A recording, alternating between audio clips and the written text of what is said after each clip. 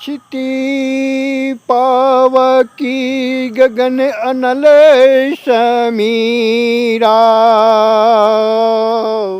पंचतत्व यह अधम शरीरा। चमड़े पर चमड़े की चिप्पी लगाई जाती है, धातु पर धातु की चिप्पी लगाई जाती है, कपड़े पर कपड़े की चिप्पी काम करती है।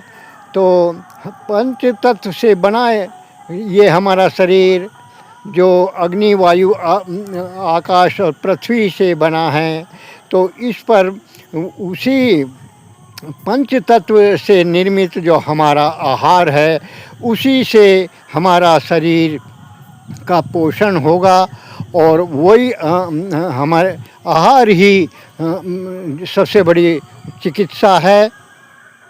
पेन किलर की थोड़ी मात्रा ही शरीर में जो पेन की अनुभूति को कम कर देती है, और उसकी जो ज़्यादा मात्रा है वो जो हमें अकाल मृत्यु में भी धकेल सकती है। इसलिए ड्रग जो है, ड्रग जो एलोपैथी है वो किसी भी रोग का इलाज नहीं करती, वो रोगों को दबाती है। और जो जितनी भी अन्य चिकित्सा पद्धति हैं वो सब शरीर से दूषित मल को निकाल करके रोग की जड़ को समाप्त कर देती हैं।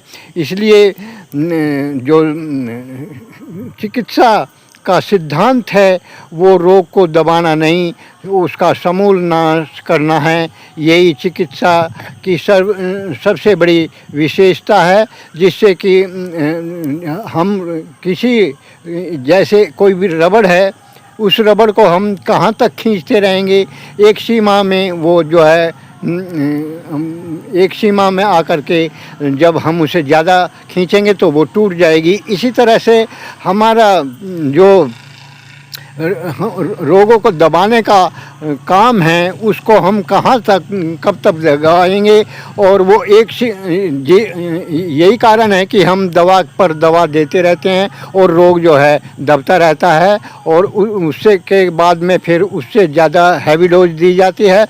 तो एक सीमा ऐसी आती है कि वह रोग जो है लाइलाज हो करके दब जाता है, और कुछ समय के बाद में फिर वो भयंकर रूप लेकर के सामने आता है।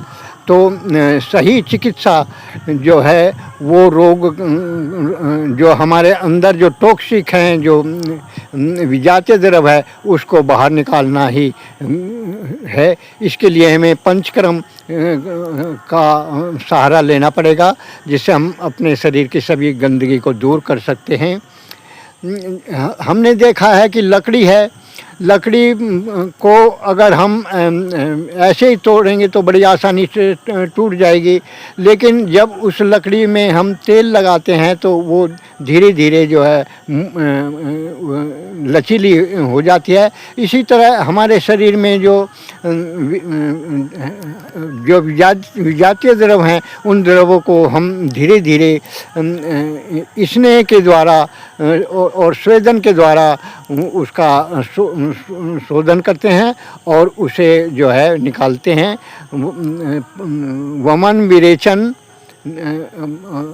नश्य और बस्ती, रक्तमोक्षण, ये पंचकर्म हैं। इनसे हम शरीर के सभी रोगों को दूर कर सकते हैं और गंदगी को बाहर निकाल के शरीर का कायाकल्प कर सकते हैं। आज की वीडियो में इतना ही, मिलते हैं अगली वीडियो में।